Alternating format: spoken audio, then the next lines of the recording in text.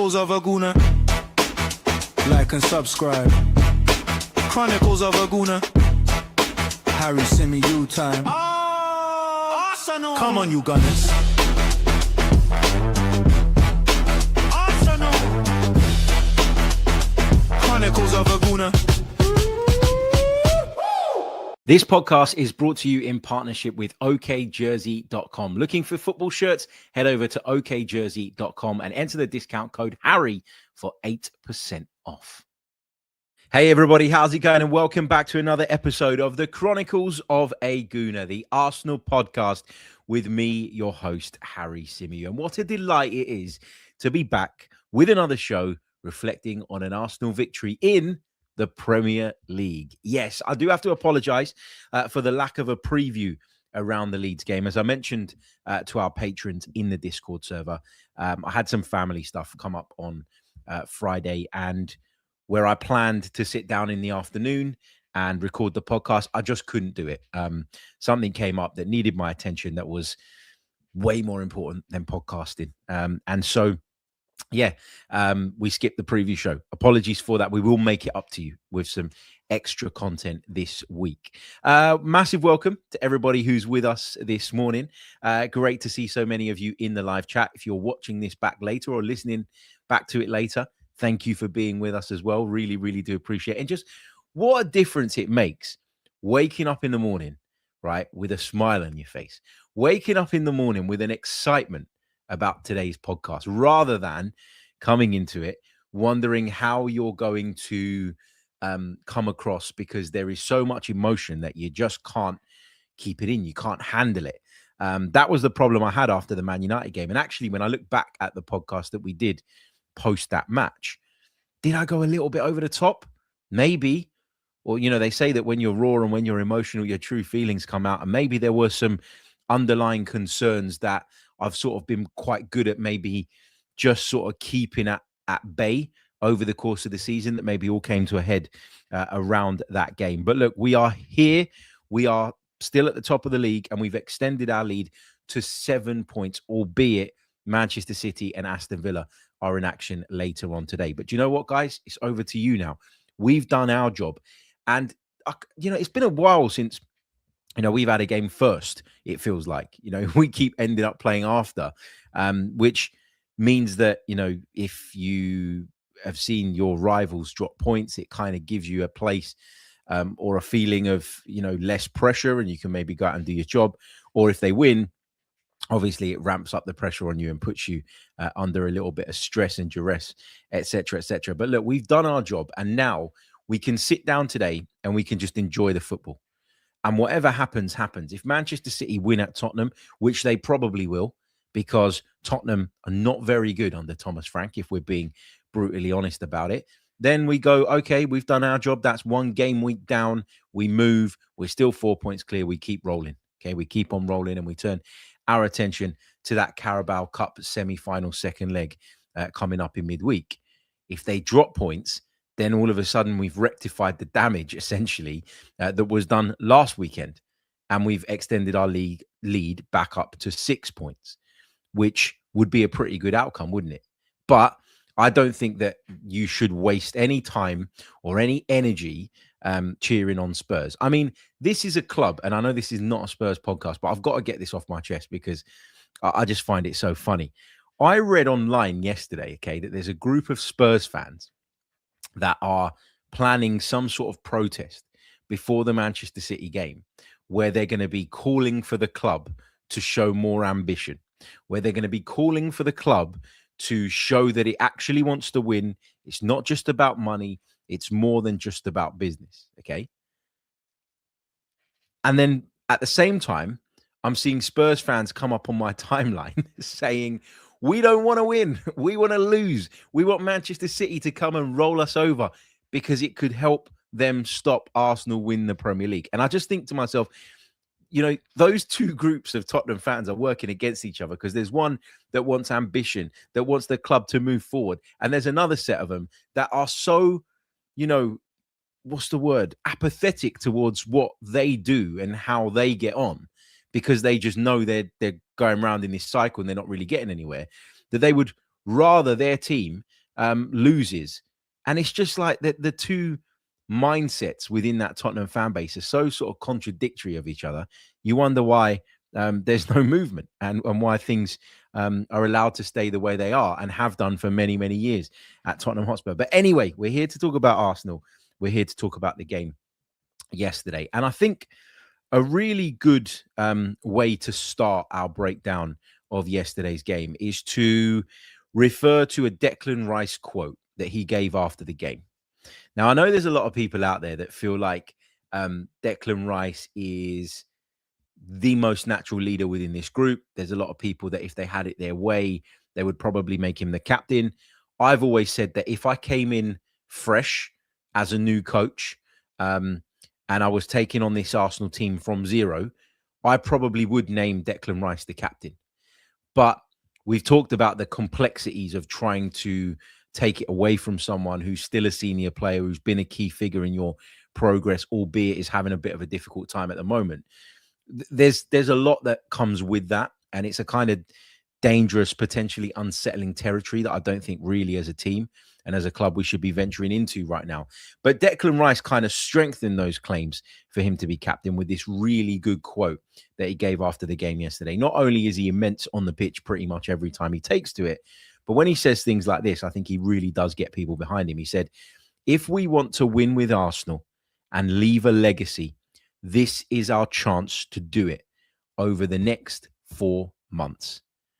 And Mikel Arteta talked a lot about Declan Rice in his press conference on Friday. I can't remember if it was in the main section or if it was in the embargoed section. It might have been in the embargoed section afterwards, which came out a little bit later. But he talked about how he's really kind of demanding of the group. And I'd imagine, I'm guessing, I don't know this for a fact, that Declan Rice was very, very vocal in these sort of reset conversations that took place after the Manchester United game. Now, those of you that saw the main chunk of the press conference would have heard me asking a question. Yes, I was there this time. And my question was, and I put this to Mikel, my question was, you've talked a lot in the last few days about the need to enjoy things, the need for everybody to kind of stop, pause, as he said, bring the temperature down and reflect on the position that we're in and make sure, as I say, that we enjoy it and we move forward with that mindset. So to me, I said, it looks like a bit of a psychological reset. But do you think, my question was, that we need a bit of a tactical reset? Is that something you've talked about? Or is that something you think is required? That's what I asked Mikel Arteta, which is funny because apparently I'd never dare question his tactics. But guess what? I did. And what did we see? We saw a little bit of a tactical reset, I suppose, as far as the Premier League was concerned, because Kai Havertz coming into the team means that we set up in a different way. It means that we play with more like a 4-4-2 when we're in possession. It means that we get someone high and close to Viktor Gyokeres. And I think we really, really benefited from that. Now, Mikel Arteta will always push back and say, but I didn't have Kai Havertz all this time. And I understand that. And there's not many players, I don't think, that can make that smooth transition in game from being a forward to being a midfield player and then back again and then back again and then back again. Kai Havertz is brilliant at doing that. But we could have tried something similar in other games. We have done it at points with Marino and Eza as a combination, but Havertz's sort of all-round ability to, you know, influence and impact the game, I think has made this work much, much better, hasn't it? So I quite liked what we did yesterday with the team. Let's start with the lineup then. So Mikel Arteta made, I think, 9 changes from the side that played against Kairat in midweek. David Raya was in goal. Jurriën Timber came in at right back. Saliba and Gabriel were the 2 centre-halves, with Piero Hincapié starting the game at left back. Zubimendi and Rice looked to me like they were playing like a midfield pivot in the middle of the park. Madueke played right. He came in lastminute.com because Bukayo Saka unfortunately picked up some sort of injury in the warm-up. And I do want to talk about Noni Madueke because I think you've got to give him a lot of praise for, you know, coming in as late in the day as he did, but then performing the way he did. I thought this was one of Noni Madueke's more productive Arsenal performances in the time that he's been here. Havertz then played that kind of hybrid role that I've discussed between midfield and attack. with Trossard on the left and Viktor Gyokeres up front. Now, Rumble says in the chat that Havertz literally done nothing yesterday. Did he score the goals? No. Did he provide assists? No. But Kai Havertz's position, our ability to go long and over the top of Leeds' press, because we had Kai Havertz there as well as Viktor Gyokeres to hit, I thought made a big, big difference to us. And it might not be the ideal and optimum thing for every single game playing Havertz and Gyökeres, but I thought in this game, given what we were up against, given Leeds' aggressive press and the way they wanted to step out and come high up the pitch and try and suffocate us and stop us playing out, actually having him and being able to say to him, you go and get close to Viktor in that forward line and we can go long over their press instead of trying to play through it like we did against Man United and got caught out. This gave us that option. So I really, really liked it. We played a lot more direct. We played a lot more long balls. Not everybody likes that. People moan about our style of play, which we'll get onto in a bit. But I thought it worked on this day, in this game, in these circumstances, really, really well. Really, really well. There's a lot of people that were looking at yesterday's game and they were thinking, Arsenal are going to go and mess this up. I'll be honest, myself included, right? Friday, I was okay. Friday, I wasn't too fussed. Friday, I went to the press conference in the morning. I listened to Mikel speak. I always think he's really good at putting people's minds at ease. Obviously, you got to then go out and do it. It's not just about words. It's more than just about what you say. But coming out of that press conference, I felt quite buoyed. I felt quite good about what Saturday was going to bring. And then Saturday morning, I don't know why, I had a bit of a psychological wobble. I'd had a really tiring and stressful day the day before. The way my kind of Friday developed maybe contributed to that. But Saturday morning, I was anxious.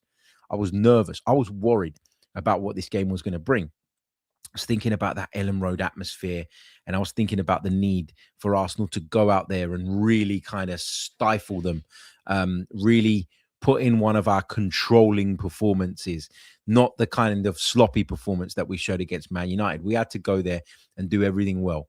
We had to do the basics right. We had to move the ball nicely. We had to move the ball efficiently. We had to be solid in our structure early on in this game.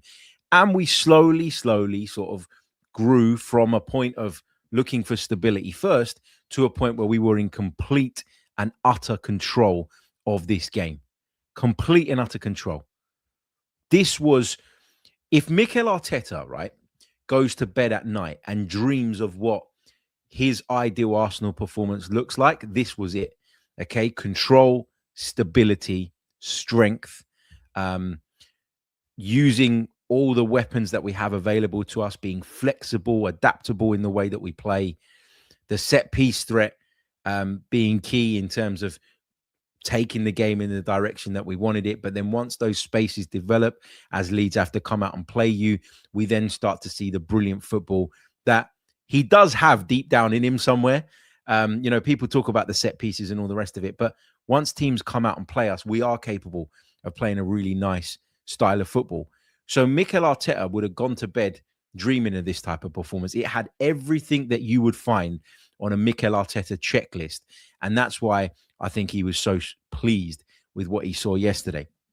You look at sort of the fact that we've gone away to Leeds United, right? Also, the other thing, efficiency. There was efficiency here. We look at the shots, right? Arsenal, 14 shots, 8 of which were on target, and we've scored 4 goals. It's a 50% conversion rate in terms of our shots on target. So there was efficiency there. We've only had 28 touches, by the way, in the Leeds United penalty area. They've had 21 in ours.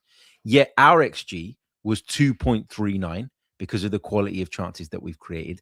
Theirs was 0.15. Leeds United at home at Ellen Road with the crowd behind them created an XG of 0.15. That says everything you need to know about control.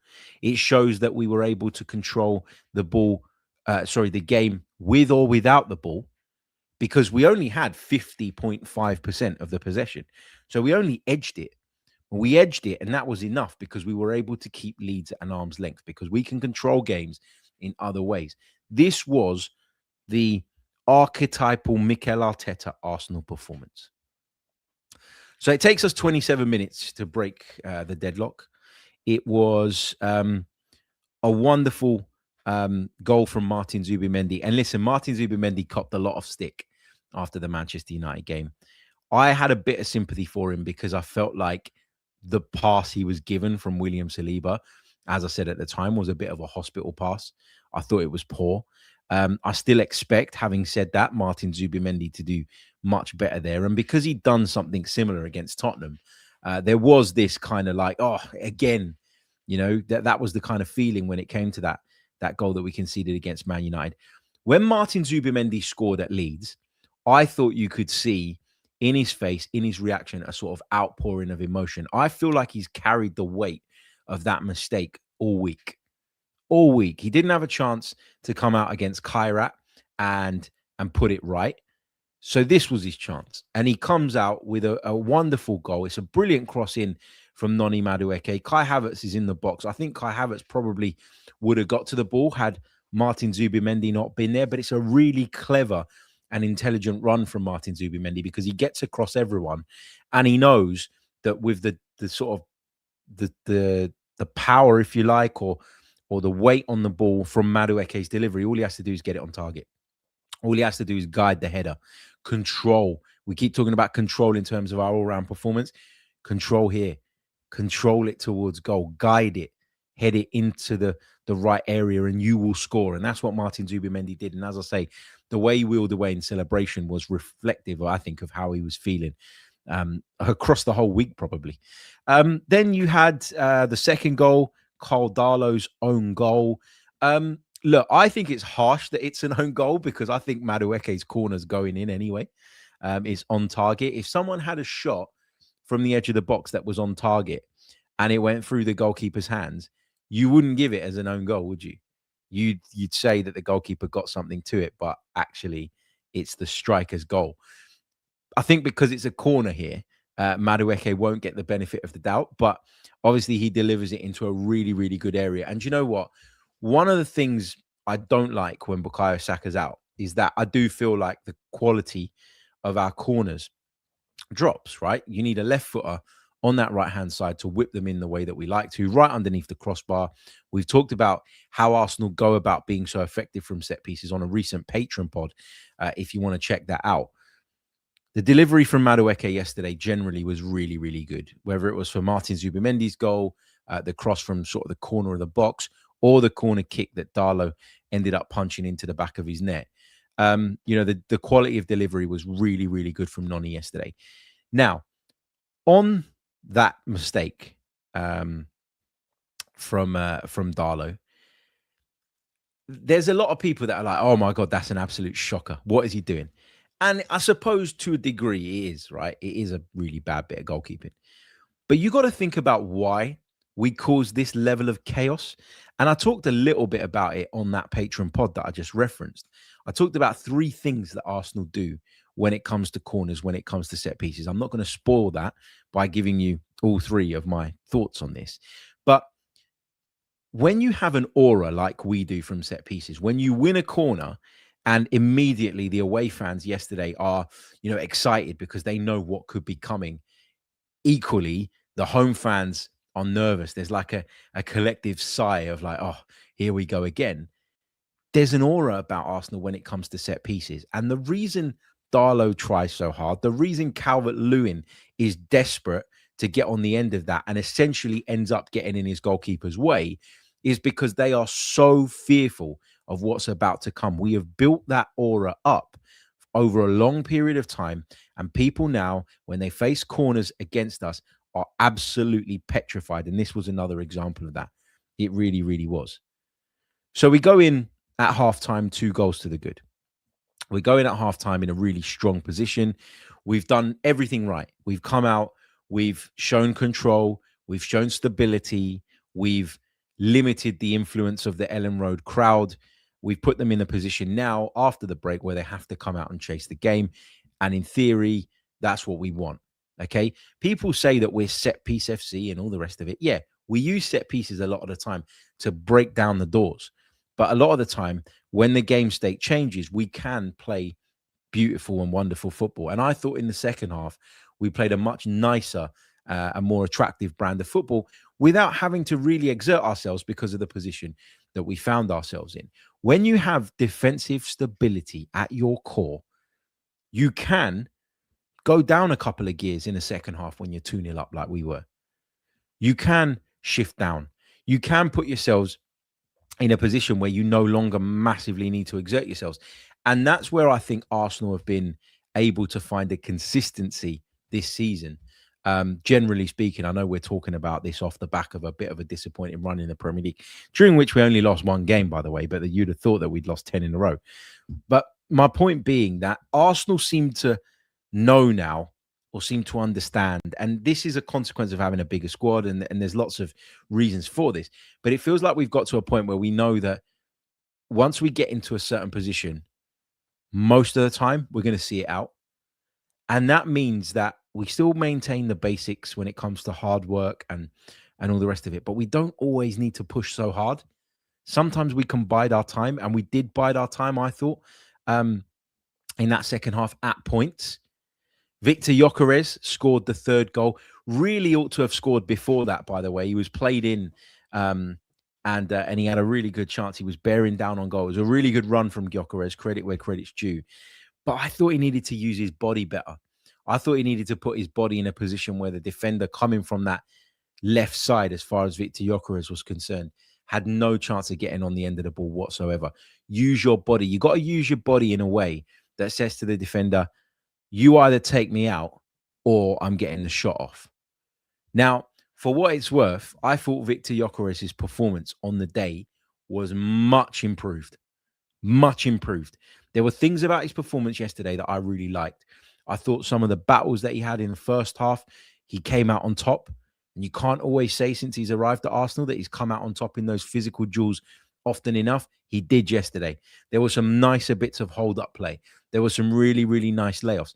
And the conclusion I've come to, okay, and everything I've ever said about Viktor Gyokeres, I still stick by it. I still think there's elements of his game that he could be better at. I still think there's elements of his game that he needs to improve. But it just kind of shone a light, I think, because this was the first time really in the Premier League. In fact, it was the first time that we saw Havertz and Gyökeres together. We saw the effect of getting someone really, really close to him. Really close to him. He benefits from it. The players around him benefit from it because he produces a better level of performance. Even his goal, right? And we'll come on to talk about that goal in detail in a second, is straight at the goalkeeper. Like, I know it's difficult because it's awkward. He's a little bit off balance as he hits it. He's got to get in front of the defender and all the rest of it.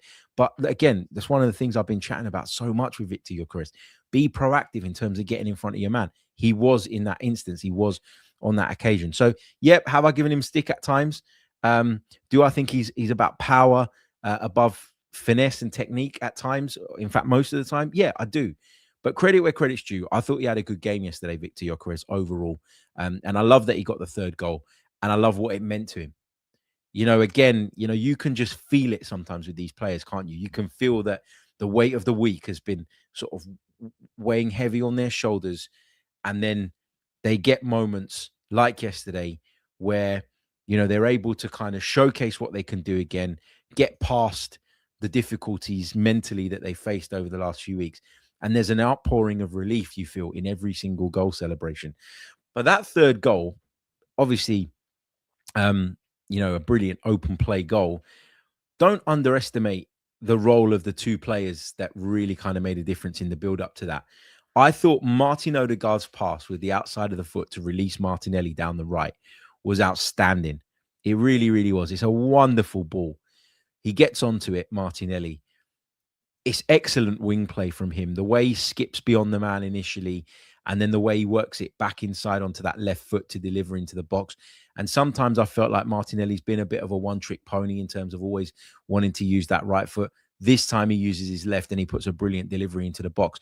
Gyökeres senses it, I feel, the minute that Martinelli cuts inside, and shows great striker's instinct, which again, I don't think we've seen enough of. But this time, fair is fair. He shows it. He makes the movement early, gets across his man. and he finishes it. But Odegaard and Martinelli's roles in this goal should not be underplayed. Fantastic play from both of them in the build-up to this. And at that point, it was game over. It was done and dusted, wasn't it? It really, really was. Let's take a short pause. When we come back, we'll talk about Gabriel Jesus' goal, which I also really, really enjoyed. We'll talk a little bit about the narrative around Arsenal that has been irritating me since last night. And we'll take a few of your questions and thoughts from the live chat. Don't go anywhere. You're listening to the Chronicles of a Gooner. You're listening to the Chronicles of a Gooner. Like and subscribe. That's right. You're listening to the Chronicles of a Gooner podcast with me, Harry Symeou. Like and subscribe. Yeah, all of that stuff really, really does help. If you're listening to us on Apple or Spotify, please do leave us a review. And if you want to go one further, you can find us on Patreon, patreon.com/the Chronicles of a Gooner. We're going to bring you a Patreon piece this evening as well. So there's lots and lots coming your way. And we do owe you an extra Patreon piece as well after the Kairat game that was planned for Friday. Didn't get around to it. And then the piece I had planned, thought about doing it on Saturday morning, but given that the game was 3-4 hours away, it didn't really make sense to put something out that would be probably expired and not quite as relevant, depending on what happened in the game. So yeah, that's all to come. What was I going to say? I was going to say something and I forgot. Just having a look at your comments section here. Oh yeah, that's what I was going to say. So if you're interested today, Arsenal's under 21s are in action against Leeds. Yes, we're away to Leeds in the Premier League 2. You can watch the game. You can follow it live from 12:30 p.m. UK time on arsenal.com, on the Arsenal app. I'm on commentary duty and I'll be taking you through that entire game. So come and join me for that one if you're looking for some football to watch before the Premier League games kick off this afternoon. Right. Gabriel Jesus' goal. I mean, this was vintage Gabriel Jesus. Okay. And this is a guy who is scoring goals at the moment, who is playing with a confidence that resembles that of the confidence he showed and the level he showed when he first arrived at Arsenal. And the great thing is, right, that right now, Gyökeres is starting to find his feet a little bit more. Okay. Certainly in terms of goals. Kai Havertz is back in the picture as well, another option. And then you think about Gabriel Jesus being back and being an option for us as well. It's actually really nice to be able to see Gabriel Jesus come on and do things like that without us having to run. Like, we don't have to run him into the ground. I think that's really, really important given the injury history. You know, we can use him in a way that,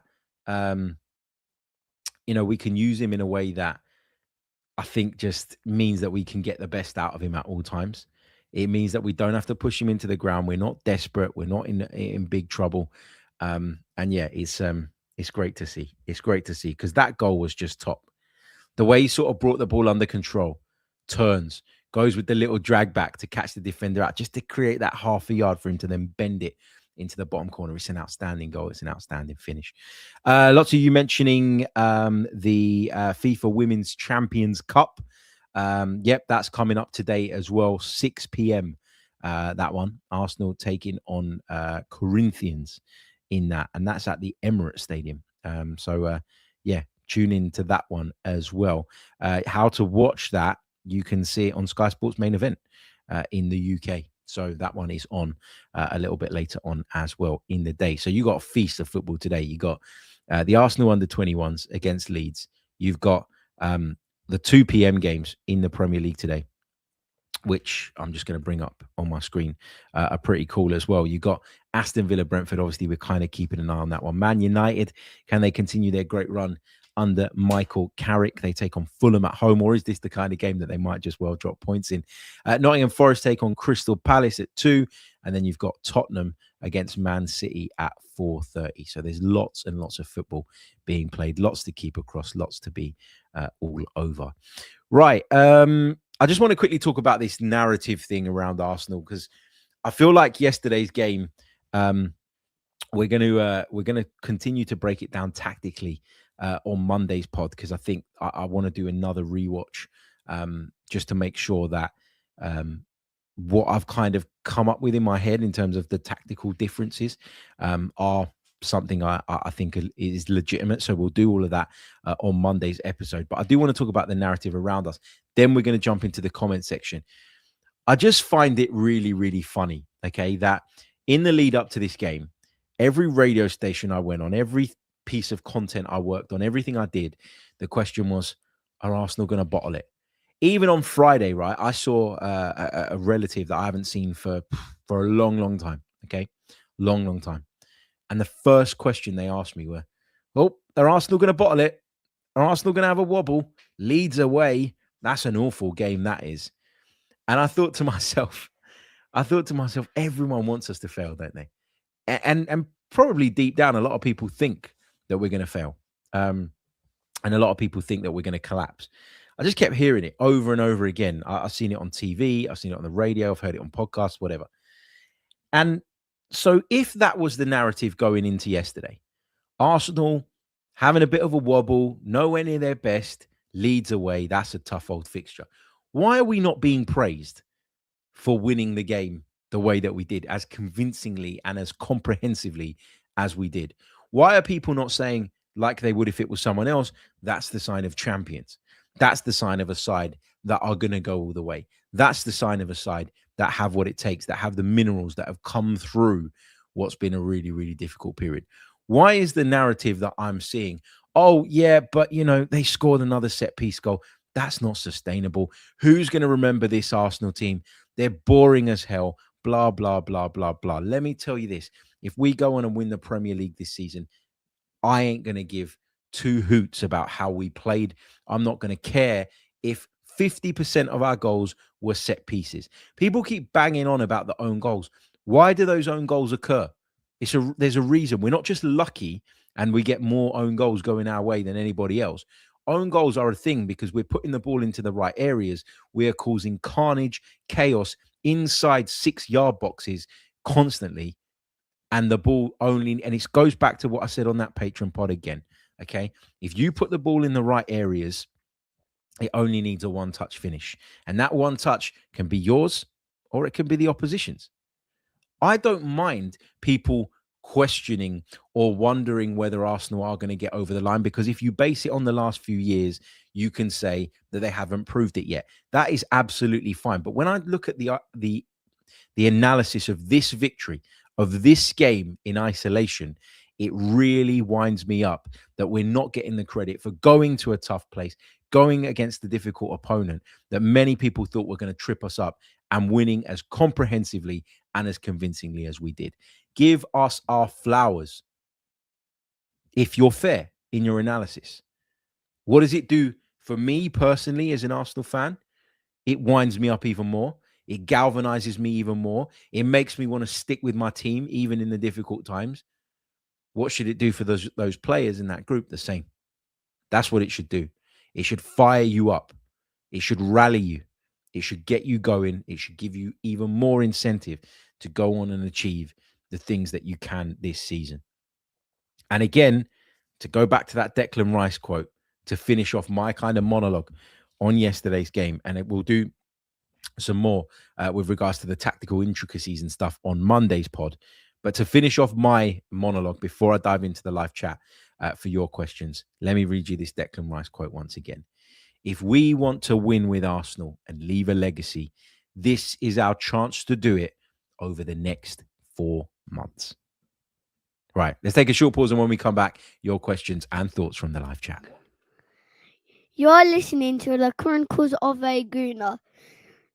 Like and subscribe.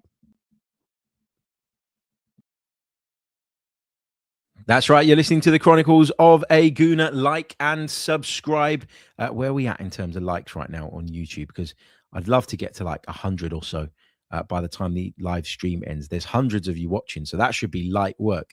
Just hit that like button. Get us up to 100 likes. It doesn't cost a thing. It's really, really important. Really, really helps us. Also, if you're listening on Apple or Spotify, leave us a review. If you want to go on further, you can check us out on Patreon. £3 a month. And you get bonus exclusive content, all of our episodes ad-free, as well as membership to our Discord server, which has been very good therapy-wise for me since that Man United game, I have to say.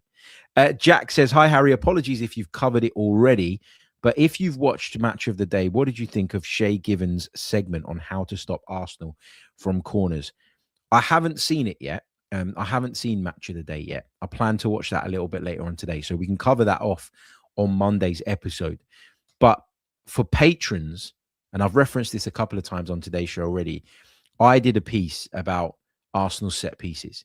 I talked about the 3 things that Arsenal do or ensure they do from every set piece that makes them really, really difficult to live with.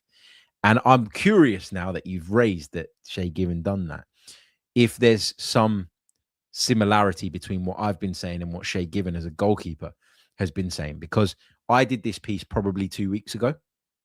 So it's not something I've listened to Shay Given say and then copied it, basically. I did this a couple of weeks ago. What I'll do maybe is I'll share that out and open it up to everyone. Because, you know, someone said to me, oh, you know, you shouldn't put out content like that. And I'm like, mate, do you think that these Premier League clubs don't have better analysts than me working for them? And plus, the things I've highlighted, I've racked my brain for ages and I can't think of what the solution to them is. So is there a solution? Don't know. Let's take this one from Rumble, who says, did you notice Gabriel Magalhaes's excellent long balls through the pitch yesterday? He's now our hybrid centre-back 10. Yeah, and look, we've talked at times, haven't we, about our centre-backs having to become playmakers, and maybe that is, I don't know, indicative of a lack of creativity further up the pitch. I think that we have to be able to adapt and adjust. And I thought that yesterday, you know, we showed that ability to do so, because after what happened against Man United, and I told you guys about the question I asked Mikel about the tactical reset. Did we need a tactical reset? And his answer, if you've seen it, was quite tongue-in-cheek. It was kind of like, before Man United, no. After the first half an hour against Man United, no. But after we were giving the ball the way we were, then maybe yes. And he sort of laughed as he said it. So that says to me that they looked at that Man United game, and it's not that they're going to abandon playing out from the back and then they were going to do it again. But it says to me that they looked at that and they thought, when we are playing against a high press, and it's not every week we play against a high press, by the way. A lot of the time we face low blocks, and we've got loads of time with the ball at the back. But when those teams come at us a little bit more aggressively, we have to be able to, you know, not always try and go around them, but sometimes try and go over the top of them. And we talked a lot about this last season and the season before. And Gabriel and Saliba are both capable of spraying a pass, which I love. And Gabriel played a few really nice long diagonals from centre-back. We know Saliba can do it as well. And yeah, I did notice it. And I thought it was a very deliberate ploy to try and bypass their press rather than trying to play through it. Let's scroll through and see what people are saying. Tony says, Harry, if City beat Spurs and then Liverpool, I might worry. But at the moment, I'm more worried about Villa. See, this is something that is contributing to that anxiety we keep talking about. Forget what they're doing. Forget it. Like, watch it out the corner of your eye. Be happy if they drop points. Okay, let's make sure that if they do, we're in a position to extend that advantage and strengthen our current position. But we cannot be obsessing over what either of these two sides do. I think we've probably had a bit of a wake-up call with regards to that over the last week. And I think, you know, we are good enough, and we got to believe that we're good enough to do the job ourselves. And if they drop points, great. I love it. But if they don't, then whatever. We move on. You know, it's another week down and we're still in front. Jid says, it's not a narrative. It's an alarmist and reactionary attitude. Just going back to what I was saying, that even the fans and Arsenal content creators have been playing into. The amount of sky is falling cries from you guys didn't help. I mean, people are entitled to react. People are entitled to feel emotional. People are entitled to be frustrated by what we saw against Man United. And that was a build-up of 3 Premier League games before we got to that point, by the way. It's important to note that. But people can overreact, but then they got to give us the same level of reaction when we win. You know, just one's negative, one's positive. But if you're going to go big on a defeat, you should also go big on a victory. Be consistent in the size of your reaction is what I would always say. You know, ideally, you want to stay middle, you want to stay level, you want to stay grounded, but that's not always easy to do as a supporter. And when emotion takes over and kicks in, I'm not going to, I said it at the time, I'm not going to tell supporters how they should feel. And I'm not going to tell people that you can't be upset, you can't be frustrated by certain results. But my point today is that if you're going to go huge on the fact that we dropped points last time out, then give us our flowers for what we managed to do yesterday at a very, very difficult place. Nathan says, I love the own goals. Just makes the opposition fans cry louder. Absolutely. Absolutely, it does. Auntie Clockwise says, Harry, thoughts on the Max Dowman pre-contract? Where do you see him being most effectively deployed as he matures? I think Max Dowman can play on either of the flanks. I think Max Dowman can play in a kind of Martin Odegaard role as well, if he wants to. You know, we all saw it with Lionel Messi, sort of spent a lot of time playing on that right-hand side, but was always drifting in onto that left foot.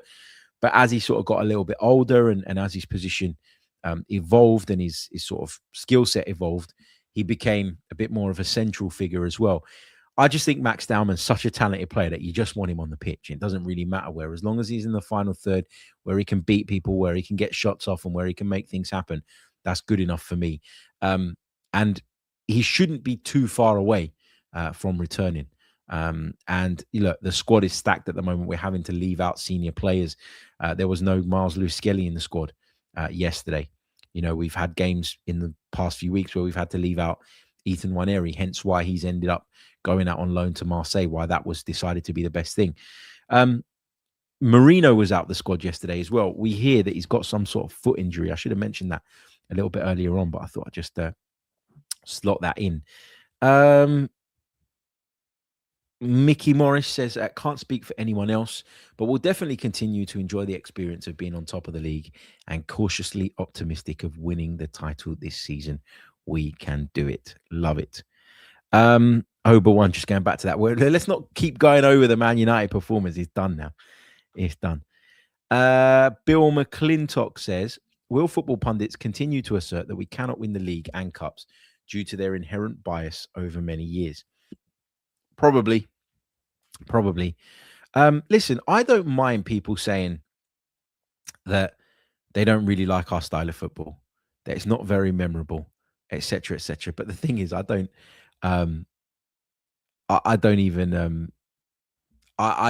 remember anyone saying this type of thing when Chelsea under Jose Mourinho were doing it. I remember everyone saying, "Oh man, look how solid they are, look how brilliant they are, you know, look how robust they are. Nobody's beating them. They're unbeatable. They're impossible to breach."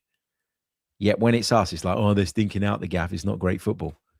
Have a day off. When we used to play scintillating, swashbuckling, brilliant football under Arsene Wenger with the likes of Sami Nasri and Alexander Hleb and all those guys in midfield, people used to say they're soft-centered, they've got a soft touch. No, this was the phrase that they used to use. They've got a soft underbelly. That was the one we used to hear all the time. Now we've gone in a bit of a different direction, and our strength is our identity. And people don't like that either. People just don't like us. People just don't like Arsenal. It is what it is. We like us. We don't need them. End of story. Move on. But you're right. People, and I think it's one of those things that once we get over the line, the narrative will change, because it will be trendy to say that Arsenal are good. It will be trendy to say that, you know, we're in a great place, and that will lead to those pundits that we're talking about jumping on the bandwagon. But I just think it's funny how the energy around Arsenal is so different to other clubs when they're sort of efficient and effective in what they do.